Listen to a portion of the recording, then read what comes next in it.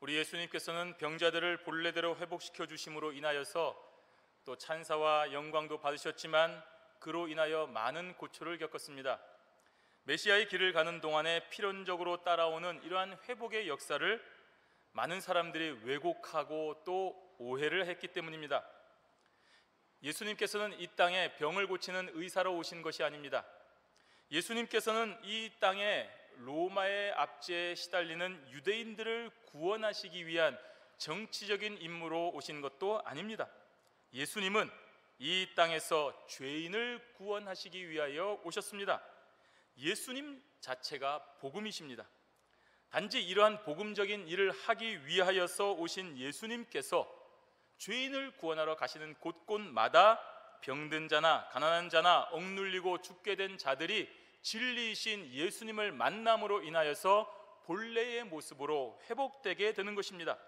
그런데 많은 사람들이 본질인 예수님의 그 사역은 이해하지 못하고 또 그것은 집중하지 아니하고 병을 고친다, 복을 받는다, 해방되어야 된다 하는 부수적인 일에만 몰두하고 열광하고 있었던 것입니다. 그것은 바로 예수 그리스도를 참된 메시아로 인식하지 못하기 때문이고, 메시아가 과연 무슨 일을 하는 사람이냐 하는 것을 이해하지 못했기 때문입니다. 그래서 예수님께서는 하나님께서 정하신 특별한 때가 될 때까지 자신을 드러내지 않으셨습니다. 나타내지 않으셨습니다. 왜냐하면 그 당시 대중들의 인기에 영합하여 새몰이를 하려는 마음이 전혀 없으시기 때문이었습니다. 그러한 관심으로 인하여 메시아의 본래의 사역인 복음을 전하는 일에 제약이 가해지기 때문입니다. 그래서 병든 자를 회복시켜 주시고 또 죽은 자를 다시 살리시면서도 이를 주변에 나타내지 말라라고 말씀하신 것입니다. 오늘 본문의 배경이 되는 사건을 보면 예수님께서 왜 이렇게 나타내지 말라 하셨을까? 이거를 좀 드러내고 많은 사람들에게 홍보하고 모이게 하여서 정말 예수님이 메시아다 하는 것을 온 천하에 드러내주면 좋겠는데 왜 이렇게 자꾸 감추고 나타내지 말라고 하셨는지를 오늘 본문의 배경이 되는 사건을 살펴보면 알게 되는 것입니다. 안식일에 손이 마른 사람을 고쳐주신 일로 인하여 바리새인들이 예수님을 죽이고자 했습니다. 일단의 사람들이 물었습니다. 예수님, 안식일에 병을 고치는 것이 옳은 행동입니까? 라고 물었습니다. 이것은 의도가 있는 질문입니다. 그 사람들이 모를 리가 없습니다. 안식일에 병 고치는 것은 아닙니다. 율법에 아니라고 되어 있습니다. 따라서 예수님에게 이러한 질문은 뭔가 좀 꼬투리를 잡기 위한, 이것을 가지고 고소를 하기 위함이었습니다. 흠을 잡아서 예수님을 곤경에 빠뜨리려고 한 것입니다. 그러자 예수님께서는 양이 구덩이에 빠지면 비록 안식이라 할지라도 너희들이 건져내지 않느냐? 그것은 죄가 아니라고 너희들의 예에 나와 있지 않느냐? 그런 예를 드시면서 사람이 양보다 귀함으로 안식일에 선을 행하는 것은 옳다라고 대답을 하시고 그 손이 마른 사람을 본래대로 회복시켜 주셨습니다. 이러한 예수님의 대답, 아무도 대답을 못했습니다. 또 예수님께서 병 고치는 것, 사람들이 아무런 대응을 하지 못하였습니다. 왜냐하면 진리이기 때문입니다. 맞는 말씀이기 때문입니다. 예수님이 가진 권위와 진리의 말씀이 가진 분명함 때문에 어느 누구도 응답하거나 비난을 할 수 없었다는 얘기입니다. 그런데 악한 사람들은 이것을 절대로 포기하지 않습니다. 포기하지 아니하고 계속하여 예수님을 어떻게 하면 죽일까 하고 의논을 하시는 것입니다. 우리 14절 말씀 저와 여러분이 다시 한번 읽도록 하겠습니다. 바리새인들이 나가서 어떻게 하여 예수를 죽일꼬 의논하거늘. 여러분은 살아오시면서 다른 사람을 한번 죽여보겠다 하는 마음을 가지신 적이 있습니까? 좀 미워할 수는 있고, 저 사람이 참 얄미울 수는 있고, 저 사람이 참 싫어서 보기 싫을 때도 있지만 내가 저 사람을 참 죽이겠다라고 하는 마음을 드셔본 적은 없을 것입니다. 사람이 되어서 다른 사람을 죽이려고 마음을 먹는 것은 정말 큰 분노와 적대감이 있어야 되는 것입니다. 오늘 바리새인들이 예수님을 향하여 죽일까 의논한다라고 했습니다. 그만큼 예수님에 대한 분노와 적대감이 극에 달했다는 것을 알 수 있습니다. 그래서 음모를 꾸미고 회의를 열며 상의를 하는 것입니다. 도대체 저 예수를, 도대체 저 사람을 어떻게 하면 우리가 올가매어서 죽일 수 있을 것인가 라고 상의했습니다. 오늘 이 본문 마태복음에 나온 동일한 기사를 기록한 마가복음 3장 6절에 보시면 거기는 한 가지가 더 추가되어 있습니다. 헤롯 당과 함께 의논했다는 기록이 나오고 있습니다. 바리새인들은 예수님을 죽이기 위하여 자신들과 사상이 다른 헤롯 당과도 연합하기까지 한다는 얘기입니다. 그러나 사람이 아닌 메시아이신 예수님은 이러한 음모를 두려워하거나 이러한 음모에 휘말리시는 분이 아니십니다. 단지 본래의 사역에 방해가 되지 않도록 하기 위하여 떠나신 것입니다. 우리 15절 말씀 함께 있습니다. 예수께서 하시고 거기를 떠나가시니 사람이 많이 좇는지라 예수께서 저희 병을 다 고치시고. 아멘. 아까도 말씀드렸지만 예수님께서 이 땅에 오신 이유는 죄인을 구원하시기 위함이라고 했습니다. 바리새인들과 쓸데없는 자존심 싸움하러 오신 것이 아니란 말입니다. 그래서 오늘 이 사람들이 나를 죽이려 하느냐, 네가 내 능력을 몰라서 그러는구나, 내가 한번 붙어볼까 하고 자존심 싸움하지 아니하고 본래의 죄인 구원의 사역을 위하여서 그 자리를 떠나신 것입니다. 신자는 이러한 예수님의 모습을 배워야 됩니다. 이 세상 사람들과 더불어 논쟁하거나 쓸데없는 감정 싸움 할 필요가 전혀 없습니다.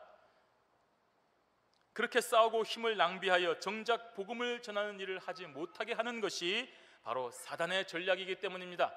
여러분, 학창시절에 창조론이 맞냐 진화론이 맞느냐로 가지고 일주일 넘게 정말 치열하게 싸운 적이 있습니다. 내가 이러한 논리를 준비해가고 상대방은 이런 논리를 준비해가고 결과적으로 누구도 납득하지 못하고 남은 것은 상처뿐이었습니다. 그 사람과 회복되지 않는 관계였을 뿐이었습니다. 아마도 그 사람에게 복음이 다시 전해지기는 정말로 어려웠을 것입니다. 이것이 바로 사탄의 전략입니다. 세상이 여러분 기독교를 욕합니다, 조롱합니다, 핍박합니다, 비판합니다. 그렇다고 해서 우리도 그에 대하여 똑같이 화를 내거나 복수하려고 분을 품을 필요가 없습니다. 한 손에는 칼, 한 손에는 코란, 이런 이슬람의 방법을 따라갈 필요가 전혀 없습니다. 네가 오른뺨을 맞았느냐 왼편뺨도 돌려대라고 하신 예수님의 말씀을 기억하고 우리는 묵묵히 그 자들을 사랑하는 마음으로 나아가야 됩니다. 그런 열정, 그런 힘, 그런 분노, 그런 의분이 있다고 한다면 바로 그런 힘과 정열과 에너지를 가지고 오늘 너 옆에 있는 사랑하는 사람을 위해서 기도하고 복음을 전하라 하는 것이 오늘 주님께서 가르쳐 주신 길인 것입니다. 바리새인을 피하여 떠나신 예수님을 수많은 사람들이 따라갔습니다. 예수님이 옳기 때문에 따라간 것이겠습니까? 아닙니다. 손 마른 사람을 말씀으로 치유하신 놀라운 이적을 눈으로 보았기 때문에 따라가는 것입니다. 하지만 저들은 예수님의 제자가 되거나 가르침을 얻기 위한 것이 절대로 아닙니다. 그저 어떻게 하면 나를 괴롭히는 이 육신의 질병에서 노임을 얻을 수 있을까? 어떻게 하면 예수님을 눈을 좀 마주치고, 어떻게 하면 예수님과 손을 한번 잡고, 어떻게 하면 예수님과 함께 접촉을 하여서 이런 질병 속에서 나음을 입을 것인가 하기 위하여서 그런 기회를 얻기 위하여 따라가는 것입니다. 본질이 아닙니다. 본질이 아닌 이유로 인하여 예수님을 따르는 자들은 언젠가는 다시 예수님을 떠나게 되어 있습니다. 세상으로 돌아간다는 말입니다. 병을 고쳤기 때문에 돌아갑니다. 병을 고치지 못하여 실망하기 때문에 돌아가는 것입니다. 어쨌든 본질이 아닌 이유로 예수님을 따라가고 기독교를 접하게 되면 반드시 그 본질이 아닌 것 때문에 돌아가게 되어 있는 것입니다. 따라서 우리는 다른 사람을 향하여 예수 그리스도라는 본질만을 전해야 됩니다.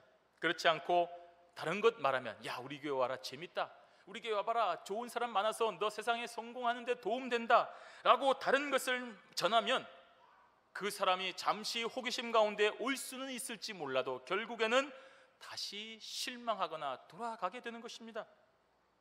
이렇게 자신을 따르는 무리들이 복음을 인함이 아니라 병고침과 같은 이적 때문임을 예수님은 아셨습니다. 저 사람들이, 저 무리들이 나를 따라온 것이 바로 이것 때문이라는 것을 아시면서도 예수님은 그들의 병을 다 고쳐주셨습니다. 이는 예수님께서 병든 자를 불쌍히 여기심이기 때문이기도 하지만 그러한 사역으로 인하여서 저들에게 복된 말씀을 들려주는 계기로 삼으시기 때문입니다. 바리새인을 피하여 떠나가시는 것이 사역의 중단은 절대로 아닙니다. 오해 때문에 또는 여러 가지 핍박 때문에 떠나긴 하지만 그것 때문에 본질적인 사역을 중단해서는 안 되는 것입니다. 또한 가난하고 억눌린 자들을 위하여 구제하고 치유하는 행동도 중단하지 말아야 되는 것입니다. 비록 그로 인하여 아무런 열매가 없거나 때로는 손해를 본다 하더라도 말입니다. 우리 한국에서 선교사님들이 복음을 전할 때 어떤 일을 하였습니까? 먼저 와서 학교를 세웠습니다. 또 병원을 세웠습니다. 그래서 많은 한국의 사람들이 그 학교와 병원으로 인하여서 도움을 많이 받았습니다. 여러분, 선교사들이 그것으로 인하여서 이득을 보기 위함이었겠습니까? 병원을 세워서 이득을 받고 학교를 세워서 학생 등록금으로 수입을 얻는 그런 이득 때문에 그곳에 학교를 세우고 병원을 세웠습니까? 아닙니다.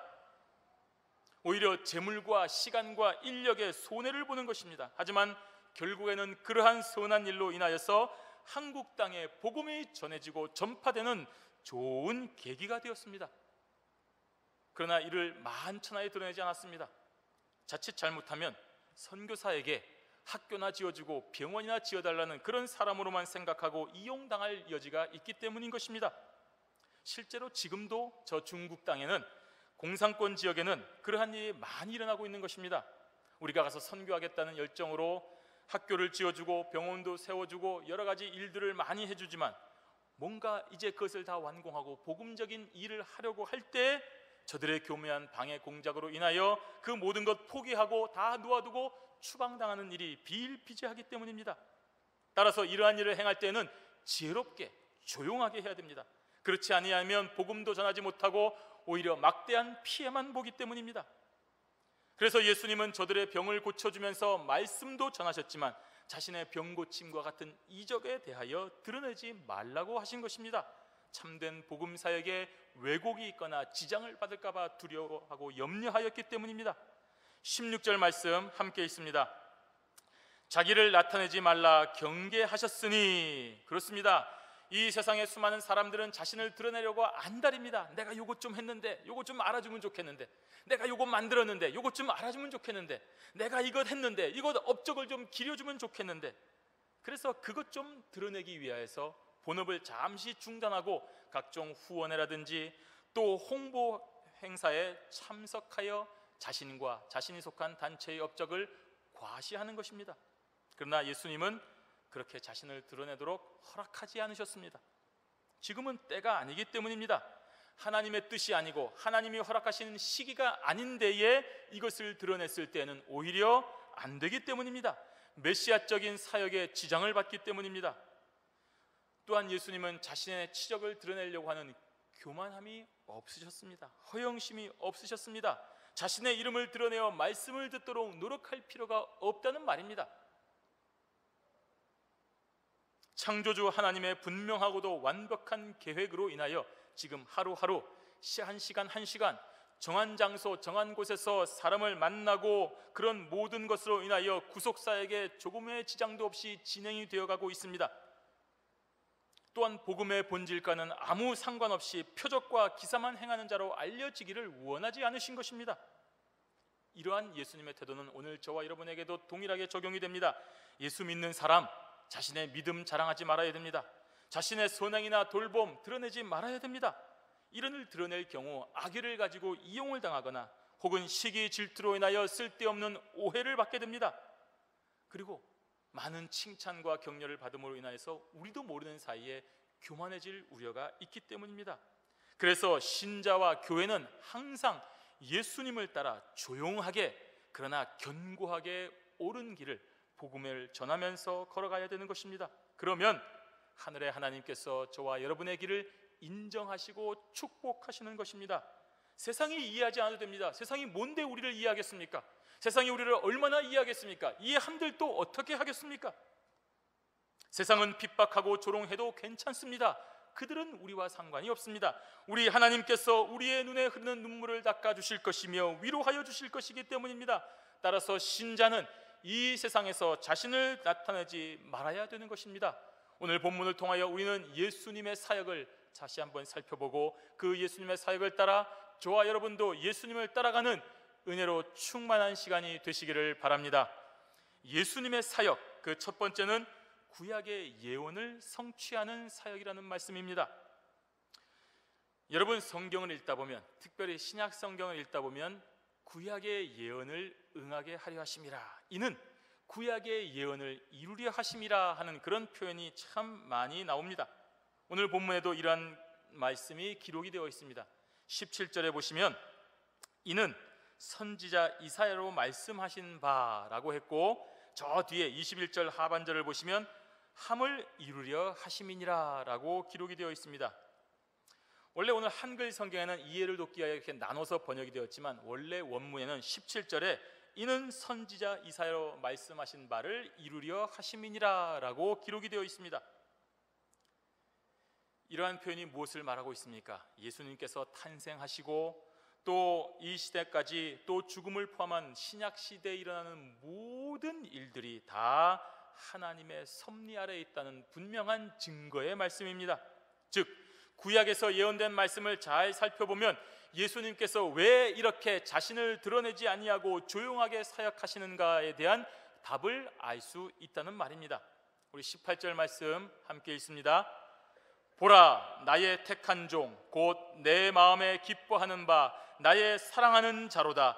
내가 내 성령을 줄 터이니 그가 심판을 이방에 알게 하리라. 아멘. 하나님께서는 이사야 선지자를 통하여 하신 말씀을 통하여서 예수 그리스도에 관하여 예언하시면서 나의 택한 종이다 라고 말씀하셨습니다. 이 말은 예수님께서는 하나님의 명령을 완벽하게 이루는 종으로서 순종하는 종의 신분이기도 하지만, 그와 동시에 하나님의 사랑하는 아들이 되신 것입니다. 뒤에 보시면 내 마음에 기뻐하는 바 나의 사랑하는 자로다 라고 말씀합니다. 아무리 잘해주고 돌봐주어도 부모의 기대와는 정반대로 속을 썩이고 자기 멋대로 하며 그 부모의 말에 순종하지 않는 자녀를 보면 여러분 참 화가 나지 않습니까? 사랑하고 이해도 되지만 저 나이 때는 저럴 수밖에 없다, 또 저렇게 질풍노도의 시기를 가니 저럴 수밖에 없다 라고 이해도 되지만, 머리가 컸으니까 그럴 수밖에 없다 라고 이해도 되지만, 결국 불순종하고 나쁜 길로 가는 자녀들을 볼 때마다 참 부모로서 억장이 무너지는 것입니다. 내 마음에 진심으로 기뻐하며 사랑하는 자녀라고 말을 할 수가 없는 것입니다. 하지만 부모에게 순종하고 효도하며 항상 그 마음을 헤아리려는 자녀를 보면 정말 기뻐하고 진심으로 사랑하는 자라고 하는 마음이 일어나게 되는 것입니다. 따라서 하나님께서 예수님을 향하여 나의 택한 종이라고 하시면서 동시에 사랑하는 자라고 하신 이유는 하나님과 예수님이 서로를 기뻐하며 순종하는 완벽하고 아름다운 관계이기 때문입니다. 이러한 관계를 우리가 잘 이해하면 예수님께서 이 땅에 오셔서 십자가의 길을 걸어가시는 일이 분명하게 이해가 되는 것입니다. 하나님께서는 그렇게 자신의 뜻을 완벽하게 수행하기 위하여 이 땅에 오신 예수님께 성령을 부어주시는 것입니다.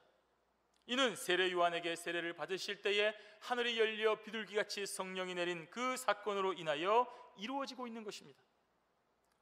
그리고 예수님께서는 이 땅에서 하나님의 뜻을 한치의 흐트러짐도 없이 완벽하게 수행하셨습니다. 그가 심판을 이방에 알게 하리라고 했습니다. 여기서 이 심판이라고 하는 것은 마지막 날의 심판이 아닌 바로 정의를 얘기하고 있는 것입니다. 인류의 구원자이신 메시아로 이 땅에 오신 예수님은 그 자체로 복음이 되어서 온 세상 만민들에게 전해진 것을 말하는 것입니다. 그러한 선포는 크게 드러내지 아니하고 조용한 가운데 진행이 된다라고 예언이 기록되어 있습니다. 19절 말씀 함께 읽습니다. 그가 다투지도 아니하며 들레지도 아니하리니 아무도 길에서 그 소리를 듣지 못하리라.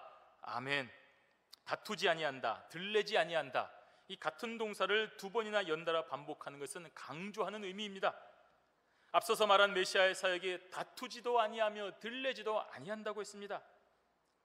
하나님께서 보내신 사명을 완수하면서 자신의 의를 드러내기 위하여 논쟁하거나 여기저기 떠들고 광고하면서 세력을 과시하지 않았다는 말입니다.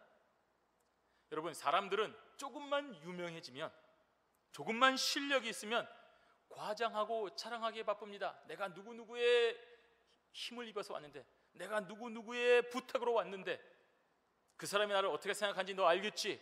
하고 과시하고 자랑하기 바쁩니다. 그런데 정작 이 세상의 주인이시요 주관자 되시며 모든 것의 창조주가 되시는 예수님께서는 당연히 그러셔도 되고 그러실 수 있음에도 불구하고 조용하게 하나님의 뜻만을 이행하고 계십니다. 아무도 길에서 그 소리를 듣지 못할 정도로 말입니다. 이처럼 메시아의 사역은 겸손함과 온유함이었습니다. 신학적인 논쟁은 있었습니다. 그러나 감정적으로 싸우거나 다투지 않으셨습니다. 문제가 될 소지가 있거나 감정적으로 격화될 소지가 있으면 오늘 본문처럼 그 자리를 피하셨습니다. 저들이 지금 모르고 있거나 악한 영의 조종을 받는 것이기 때문입니다. 죄인은 미워하되 죄인을 향한 연민과 사랑이 있으시기 때문입니다. 여러분, 왜 이렇게 조용하게 사역을 하셨습니까? 바로 저와 여러분을 사랑하시기 때문입니다. 실제로 예수님이 가지고 있는 힘은 대단합니다. 파워가 있습니다. 자신을 반대하는 모든 것을 파괴하고 소멸시키고 다시 한번 창조할 수 있는 힘과 능력이 있으신 분이십니다. 하지만 그 힘을 사용하여서 이 땅에서 사역하시는 것이 본인의 뜻도 아니시고 하나님의 뜻도 아니십니다. 우리를 사랑하지 않는 것도 아니시기 때문입니다. 여러분, 우리 자녀랑 칼씨름을 합니다. 열심히 씨름합니다. 그 자녀랑 씨름하고 싸우면서 있는 힘 다해가지고 들어서 매다 꽂는 부모가 있습니까? 없습니다. 그렇듯이 우리를 사랑하셔서 자녀 삼으신 하나님께서는 비록 우리가 자유의지로 잘못된 길을 가고 오늘도 예수 그리스도와 하나님의 뜻을 배반하여 어리석은 길로 가는 불쌍한 인생들이지만 우리를 죽이지 아니하시고 우리를 다시 만들지 아니하시고 모든 것 다 쓸어버리고 다시 한번 새로운 세상을 창조하시지 아니하시고 끝까지 우리를 붙드시고 우리를 올바른 길로 인도하시기 위하여 오늘도 우리를 사랑하시고 계속하여 함께하여 주신다는 것입니다. 바로 우리가 하나님께서 사랑하시는 자녀이기 때문입니다. 그 사랑은 오늘 이어지는 20절에서 절정에 달하고 있습니다. 20절 말씀 함께 읽습니다. 상한 갈대를 꺾지 아니하며 꺼져가는 심지를 끄지 아니하시기를 심판하여 이길 때까지 하리니 아멘. 상한 갈대, 여러분, 갈대만 해도 얼마나 연약한 것입니까? 갈대 우리가 이렇게 손가락으로도 톡톡 끊을 수 있는 것 아니겠습니까? 그런데 상한 갈대, 썩어서 이제 바람만 불어도 부서질 것 같은 갈대를 말하는 것입니다. 꺾지 않고 그대로 놔두어도 되살아날 가망이 전혀 없는 그런 것을 말하는 것입니다. 꺼져가는 심지, 여러분, 초에 있는 심지 후 하고 불면 연기가 훅 나지 않습니까? 그것을 꺼져가는 심지라고 하는 것입니다. 거기에 다시 뭘 해도 불이 붙지 않습니다. 그 자체로 살아날 수 없습니다. 이러한 표현이 무엇을 말하고 있습니까? 바로 죄로 인하여 죽어가는, 이미 죽은 인간을 말하는 것입니다. 그런데 상한 갈대를 꺾어버리는 것과 꺼져가는 심지를 꺼버리는 것은 너무나도 잔인하고 잔인한 행위입니다. 죽어가는 사람 살려주지 아니하고 그대로 두지 않고 확인사살하는 것처럼 극악무도한 일입니다. 예수님께서는 그렇게 하지 아니하고 어떻게 하신다고 했습니까? 오늘 심판하여 이길 때까지 저와 여러분들을 보호하고 인도하신다는 것입니다. 죄악에서 건지시고 영원한 승리를 얻을 때까지 인내하고 기다리시며 우리를 도우시고 인도하시는 사랑의 그리스도가 되시는 것입니다. 언제까지 말입니까? 바로 심판하여 이길 때까지 말하는 것입니다. 우리가 영원한 본향에 들어갈 때까지 말씀하시는 것입니다. 때로는 넘어지고 주님을 비방하고 도망가고 우리가 모른 척한다 하더라도 절대로 우리를 때리지 아니하시고 다시금 돌이켜서 영원한 심판의 때에 승리의 영광을 올려드릴 때까지 우리를 꺾지 아니하시고 끄지 아니하시는 사랑의 하나님이십니다. 이러한 모든 일들이 이미 구약시대 이사야 선지자를 통하여 예언되었습니다. 그리고 예수님께서 이 땅에 오셔서 하나님의 뜻대로 온전한 순종으로 십자가를 지심으로 그 예언이 이루어졌습니다. 우리는 이러한 그리스도의 사역이 이미 주어진 각본에 맞추어서 좋은 배우가 완벽하게 하나하나 연기한 것이라고 생각하기 쉽습니다. 그렇지 않습니다. 삼위일체 하나님께서 창세전에 계획하신 것이 완전한 것이었습니다. 인간의 타락함과 그리스도의 십자가 구속의 놀라운 사역이 한치의 오차도 없이 이미 예견되었고 계획되었고 준비되었고 오늘 그대로 진행이 된 것입니다. 따라서 구약 예언의 성취를 응하게 하시는다는 이 표현이 마치 예수님께서 하나님 아버지가 미리 만들어 놓으신 각본을 이루기 위하여서 오늘 내가 일로 갈 수도 있지만 오늘은 내가 예수님 따라 하나님의 명령 따라 여기로 가고 내가 일부러 큰 소리 낼 수도 있지만 조용하게 함으로써 구약 예언의 성취를 응하게 하는 그런 것이라고 우리가 생각해서는 절대로 안 됩니다. 이러한 모든 일들이 그때그때 생겨지거나 또는 수정되어진 것이 아니라 다 계획되어지고 예정되어진 것임을 알게 하시는 것이 바로 구약의 예언을 응하게 하심이라 하는 이 말씀의 본질이 되는 것입니다. 예수님의 사역이 바로 이렇게 구약의 예언된 말씀을 응하게 하시는 완벽한 사역이라는 말씀이십니다. 두 번째로 예수님의 사역은 유대인을 넘어서서 이방인까지 포함하는 것입니다. 21절 말씀 함께 읽습니다. 또한 이방들이 그 이름을 바라리라 함을 이루려 하심이니라. 아멘. 바라다, 희망하다는 말입니다. 뭔가를 간절히 바라고 있다는 말입니다. 이방들이 예수 그리스도의 사역으로 인한 구원을 소망하고 있으며 이를 이루시는 사역을 완성한다는 예언입니다. 이미 구약 성경에 이방인을 향한 그리스도의 사역을 예언하고 있다는 사실은 무엇을 말하고 있습니까? 유대인만이 특별한 사람이 아니라는 말입니다. 유대 민족은 특별한 능력이 있거나 뛰어난 재능이 있어서 하나님의 선택을 받은 것이 아니라 일종의 샘플, 표본으로서 선택된 것입니다. 그러니 선민의식을 가져서는 안 됩니다. 여러분, 유태인의 자녀 교육 그런 거 너무 신경 쓸 필요 없습니다. 유태인은 머리가 뛰어나고 하나님께서 선택하실 만큼 뭔가 특별한 능력이 있어서 받았다, 절대로 아닙니다. 오히려 겸손해야 하며 자신들에게 먼저 주어진 기회를 감사해야 되는 것입니다. 또한 이방인들도 유대인을 향하여 미워하거나 질투하지 말고 그들에게 먼저 주어진 기회를 인정하고 그 주어진 그 모든 샘플의 과정을 통하여서 우리도 타산지석의 교훈을 삼아서 인정하고 따라가야 됩니다. 그러면 모든 것이 합력하여 선을 이루는 것입니다. 바로 이것이 구약에 예언되어져 있었던 것입니다. 그런데 왜 이렇게 하신 것입니까? 예수님의 사역의 범위가 이방인을 포함한 것이기 때문입니다. 그런데 예수님을 따르는 사람들이 그것을 모르거나 인정하지 않고 서로를 미워하고 자신만 특별하게 여긴다면 그것은 절대로 하나님의 뜻이 될 수 없습니다. 예수 그리스도의 사역이 이방인을 포함하고 있으며 이방인의 소망이 된다는 이사야 선지자의 예언이 그 사실을 분명하게 증거하고 있는 것입니다. 이러한 예언 오늘날 의심 없이 이루어지지 않았습니까? 저와 여러분이 예수 그리스도를 고백하고 지금 이 자리에 있는 것이 바로 이 예언이 이루어진 분명한 증거가 아닙니까? 지금 우리가 살고 있는 세상에 희망이 있다면 예수 그리스도밖에 희망이 없습니다. 서로가 서로를 미워하고 싸우며 물고 물리는 현실에서 어떤 정치가나 어떤 정치력이나 외교 민간의 노력이 이것을 중재하지 못하고 있습니다. 오로지 힘, 오로지 모략으로 남을 짓밟아서 올라가려고만 하고 있습니다. 이들을 막을 최소한의 장치마저 사라졌거나 유명무실하고 있습니다. 저마다 정의를 내세웁니다. 저마다 공평을 외치고 있지만 누가 진실을 말하고 있는지, 도대체 왜 이런 목적으로 오고 있는지를 알 길이 없습니다.